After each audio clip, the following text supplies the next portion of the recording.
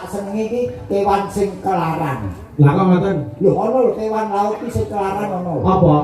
Kepiting. Oh iya. Iya kepiting. Ono lho iwak sing ora tau ning ngarep, iwak laut. Nggih. Iwak kipur. Oh iya ning Bu.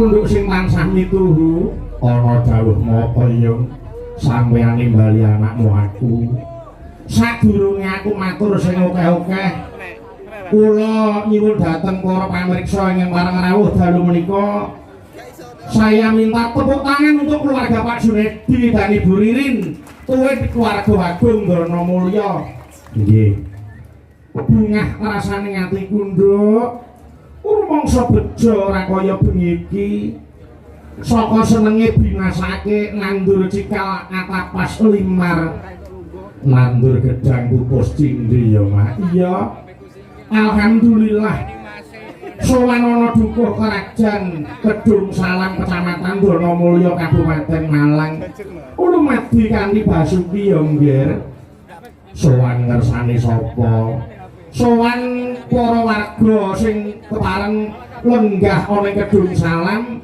khususnya aku karo kowe sowan panjenenganing Bapak Junedi lan Ibu Ririn oh iya iki gelar tasakuran kok nduk ngono ya iya bengi iki awake dhewe nderekke panjenenganing Bapak Junedi sak keluarga safari Idul Fitri ya nggih iya ya heeh silaturahmi kelawan panjenengane Bapak Junedi munggahe panjenenganing Bapak Misti selaku kepala desa Bapak Nurmawan selaku camat munggahe pepunden kula panjenenganipun Bapak Dr. Haji Muhammad Sanusi MM tuwin para warga ing Krajan Kedung Salam iya alhamdulillah nduk sowane awake dhewe bengi iki diberkahi hampir seluruh masyarakat nyambung tali ning paseduluran sapa ngerti ya Mak piyai kene dilalah isih keperanan kelawan budayane dhewe utamane wayang kulit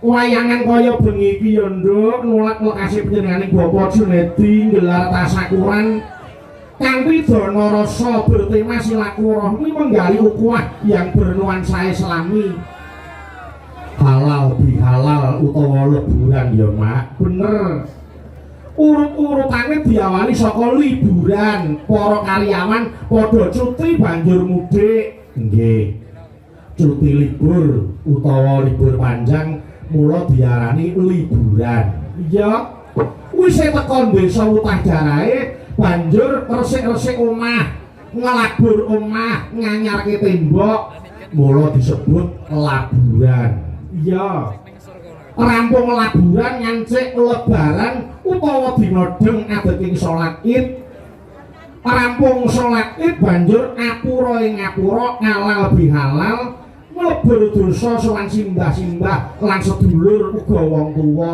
iya kuwi diarani leburan merga mlebur dosa iya pungkasane sinebut luberan merga suguhane daharan luber nganti turah-turah nggih liburan laburan lebaran leburan lan luberan kuwi tradisi ya yung iya meriahe nduk kaya ngene eman-eman yang halal bihalal kuwi ora ditradisikan gelar tradisi halal bihalal kaya bengi iki hidangane khas lebaran ya kuwi kupat lontong lan legondo kupat aku ngakoni lepat mula nyuwun pangapura lontong alane wis kotong mura kari ngunduh kabecikane pungkasane legondo legane wis padha-padha iya Bapak Junedi gelar tasakuran bernuansa Islami halal bihalal awit mestuti lekasi para wali kiai lan para santri bener kuwi ulanging para wali ya kuwi sing gedhe kuwi nafsu sing gampang kuwi janji sing cekak kuwi wanci sing cepak kuwi pati nggih sing ninggal tilas kuwi ikhlas sing nyenengke kuwi apura ing ngapura saling memaafkan utawa halal bihalal nggih ya sing gedhe kuwi nafsu adane nafsu kuwi mau ditunggangi setan mula nuruti hardaning nafsu padha karo nuruti setan sing gampang kuwi janji sabar lan ora kesusu kuwi ra senggaan janji kuwi identik karo nadar utawa kaul utawa duwe sumpah duwe kandha Iya janji kuwi gampang. Ning aja sok gampangke janji ya, Nduk. Nggih. Mula bengi iki aku karo kowe nderekke para keluarga agung Dukuh Karajan kedung Sanem Durna Mulya nganake halal bihalal. Sakwise kaya mengene kabeh wis padha akur ing ngapura, wis ora ana pindhet ati siji lan sijine. Ngelingono kabeh kuwi tangga becik, kabeh kuwi sedulur. Isih tunggal basa, tunggal bangsa, tunggal negara. Iya iya maaf. Matur nuwun dene panjenenganing Bapa Junedi Dewi Separeng nimbali awake dhewe sak kanca ya Mak. Iya. Malah ora mung kowe wae kok, Nduk. Kersane panjenenganing Pak Jun uga nimbali para kadang bintang tamu. Oh ngono iya. Bintang tamu pelawak kakung ana siji. Terus tambahan Waranggana iki pancen akeh banget. Oh iya. Bengi iki kowe arep botok sinden kelakon, Nduk. Nggih. Lah piye Waranggana cacahe pira? 1 2 3 4 5 6 karo 7 karo 4. Lho piye 11. Wis 11 ya wedok kabeh. Nggih. Lah iya to. Ning aku ya anu tak jarak iki mau awake dhewe sowan para Waranggana tak jumenengke kabeh. Karepe ben para pamirsa pirsa yen Waranggana kuwi kabeh agemane ya ta. Wiwit kebayak sak jarike kuwi diasake anyar diparingi karo Pak Jun. Lho piye? Ibu Waranggana ayo tepuk tangan karo Pak Jun. Nggih. Dadi sindang-sindang mangkat wis ora nggo apa-apa Nduk wong wis dicepaki ning kene kok. Nggih. Wis mung kare nggawa daster saka omah. Terus payu-payu iki apa coba? Nggih. Gelungan ya sing nemu. Nggih. Lha ngademan ya paringane Pak Jun sak jarike. Iya. Diseragam kabeh. Wah jan ketok le ayu-ayu kabeh. Nggih. Ya gen ayu wong ora tuku kok. Iya. Mula ayo iki gandeng ujupe lek-lekan tirakatan aku tak ngaturi kadang bintang tamu pelawak. Iki Mas Garing dikeroyok sinden 11 bakale. Nggih. Kari kuat ngayahi apa ora? Ya mung kari jamune lho. Lah iya. Jamune we cindil sak mbokne kok. Nggih. Mulai Mas Garing diatur pinarak, aku njaluk tulung dipethuk nganggo mikat manuk larase pelok terus ku dijaipongke, dikibarke dhisik. Iya. Ayo kene. Monggo Mas Garing, pinarak wong mriki. Monggo kula dherekaken. Iya, Sok.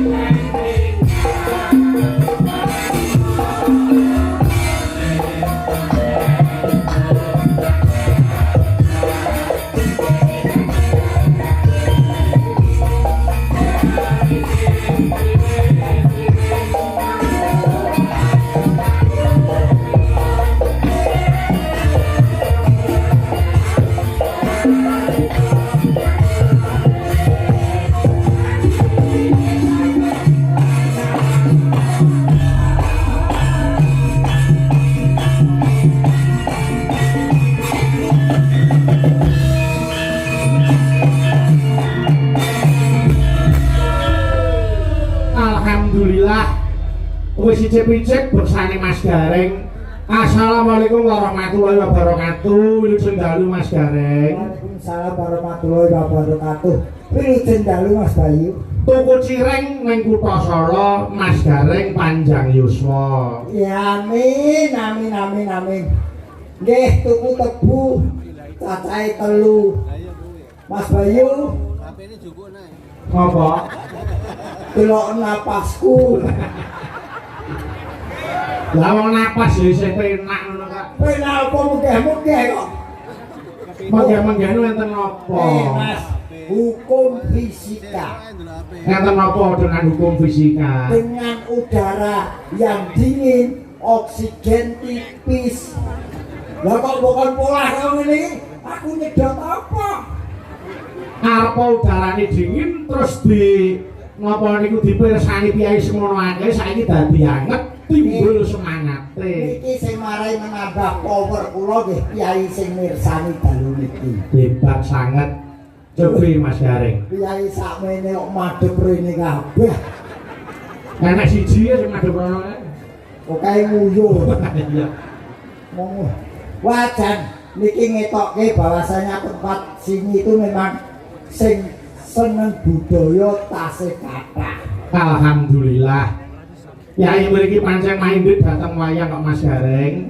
Namung inggih anu Mas Gareng nyuwun duka kula nyuwunaken menapa menika mamitaken dhateng Bapak iki janipun kula sowan menika ora nderekke pake to. Nggih leres. Namung gandeng Bapak menika tasih dipun awat-awati dening dokter tidak boleh terlalu terforsir mila kepeksa kula ingkang sowan wonten mriki sekalian Mas Gareng mila nyuwun pangapunten tuwin kula nyuwun doanipun mugi Bapak kula tiyang sepuh kula Bapak Haji Anung Surata pinaringono sehat walafiat wiwitanipun Amin. saged nglipur para masyarakat wonten ing jagating pekeliran. Nggih, mugi-mugi sing mirsani boten kuciwa.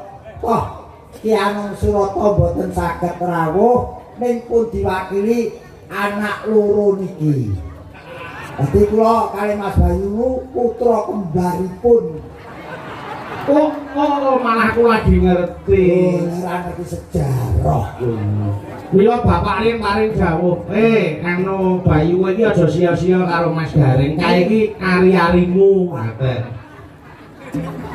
Arep tak pendem kok joget. Oh, bae dadi Gareng. Dadi aku lahir gudres getih. Oh iki wong jenenge mewakili bapak. Nggih. Kita paling boten membuat suasana semakin meriah, semakin regen gayeng. Wah, jan saestu Mas Gareng. Aku sawan ning kene geloku setengah mati. Kok gelo kenapa? Ora ning pantai ora turu kuwi. Pantai kene pantai ora turu to. Mliyep. Ayo mliyep ora turu, mliyep terus. Wah. Yen kono waduke iki watu gandul. Kuwi sing dilatih dhewe saka jalan raya kono liwati watu gandul. Apa watu gandul? Karang kates lho. Karang ki apa? Watu. Kates iki gandul. Walah. Lah kok nek cara Banyumas ngarani kates iki gandul. Nek iki yo bingung ya. Makane sering piknik. Dan ngerti istilah-istilah liyane. Wong jenenge ditimbali panjenengane Pak Sando Junedi. Komplit aku wae ngarani. Nggih. Wah jan piyai kok ora lepas saka asmane utawa namanya. Sampeyan ngonseki asmane Pak Junedi. Nggih, coba sedina wolak jagongan kalian Pak Sando Junedi. Heeh. Bareng ngoten wah sesuai dengan namanya. Apa maksud dari nama Nun Sewu Sando Junedi? Sando Junedi. Persuku kata apa per huruf? Persuku kata nah. Oh nggih. Terus Sando santai orangnya tidak terlalu formal. Nggih. Wonge santai, kula nggih santai boten formal. Nggih. Terus doa selalu dipanjatkan setiap memulai sebuah pekerjaan. Amin. Terus Jujur orangnya. Leres. Terus nekat merantau ke Jakarta dengan modal tekad supaya menjadi orang yang bermanfaat. terakhir Dikenal sebagai dermawan. Alhamdulillah. Hebat. Ya buatan dermawan apa yang sidang ini saobyok nih. Ya 11 lho. Seragam biru kabeh wae pamer. Durung kok Waranggana durung kerawitane kabeh diparingi jaket kabeh nganti tekan peniti karo sopir. Oh, ora hebat. Wis sesuk jakete seragam wis. Karo aku dorang luwi sesuk. Jaket ora hebat. Kowe rasane suwe untuk aku dhewe yo. Lah kira wis nganggo jaket kulit nek sampeyan ya. Itu ora mung kulit tok iki sak tetelane. Wong Pak Junedi iki wis pirsa. Iki sapa iki kepiye wis dinano. Pak Junedi pendampingnya Bu Ririn. Apa arti dari Ririn? Ayo. Iki diterjemah ya? Ha iya no. Ayo aku wis ngerti karo golek mula tak tekoke.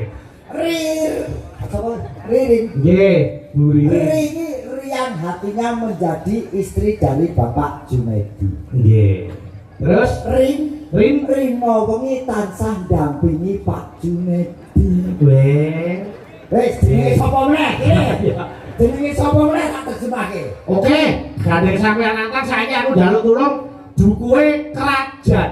Ayo. Kerajaan. Kerajaan keranjingan utawa seneng nonton wayang keduduke. Ya. Ya bener.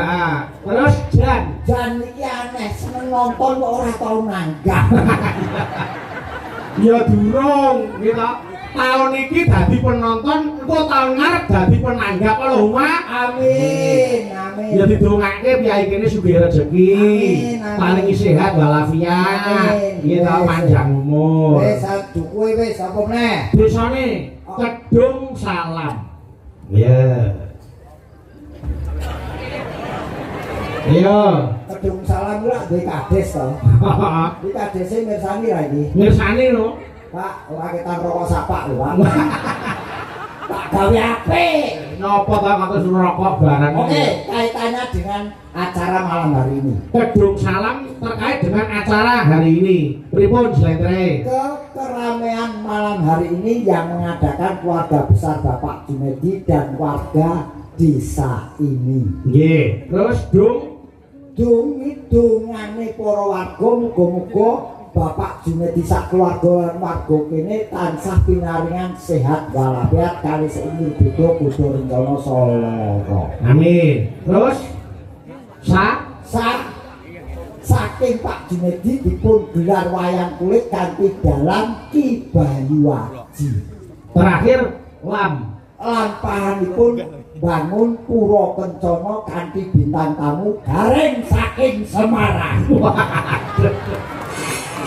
Kok sida melu nek guri jenenge kok ketut Wis kadung subuh-subuh tekan kene. Wes, lah ya wingi Baska sumber mancing kulon ora mulih bablas rene. Wah jan kok kaya ditata. Awake dhewe iki termasuk tamu nekat lho. Lah kok tamu nekat? Sing di omah ora ngerti ketamu wong sakmenane. Ana sing dibuang rono. Aku dibuang ning daleme kanu. Mbah Kakung. Oh alah, upama aku dadi Pak Junedi tak guang segara Mas sampean. Aku mau ditari siput tapi kok ora teko-teko. Iya. Nggih. Aku siput iki sing tak senengi iki kewan sing kelaran. Lah kok ngoten? Lho ono lho kewan laut iki sing kelaran ono. Apa? Kepiting. Oh iya. Iya kepiting. Ono lho iwak sing ora tau ning ngarep, iwak laut. Nggih. Iwak kiper. Oh iya ning buri terus. Buri terus. Nggih. Iwak kiu ya ono. Iwak kiu 9. 9. Oh 9. Wong burine tengok. Ora urung tau mangan kok. Nggih. Mula niki ayo ujube halal bihalal. Nggih, Pak Kades. So warga mriki mugi-mugi dinten menika saling melebur dosanya satu sama lain. Nggih. Saya percaya dengan kepemimpinan Pak Kades malam hari ini yang sudah rawuh mirsani bisa memimpin desa dan warga sini dengan baik dan benar. Leres. Mungkin pun temoto rukun wargane ampun lali Pak nanggap wayang. Amin. Dalane sinten mawon ora masalah, sing penting dagelane kula, Pak. Nek sik urip. Tembung murai. Lah wong senengane kok ya tetep sehat. Mas Garing tak dongake tetep sehat panjang umur. Amin. Ben wong sak donya iki mati sampean urip. Lho, kurang piye aku dadi kanca. Ngomong nih. Piye lah dongake panjang umur kok emoh. Oh, panjang umur sak donya mati sing urip aku dhewe enak tuku kopi nih. Yo kali golek warung gawe dhewe kok. Oh, golek warung le. Mas Garing, gandeng iki ujube halal bihalal mengeti Idul Fitri. Kula tak ngaturke lelagon Idul Fitri nggih, Mas. Oh, pun dicarat. Insyaallah menika karya Ki Jungkung Darmoyo. Menika kadang dalang saking Boyolali. Menika yo diaturke soal lelagon Idul Fitri mergo iki ujube halal bihalal. Monggo tak jerekke yo buka saka saron. Ayo monggo.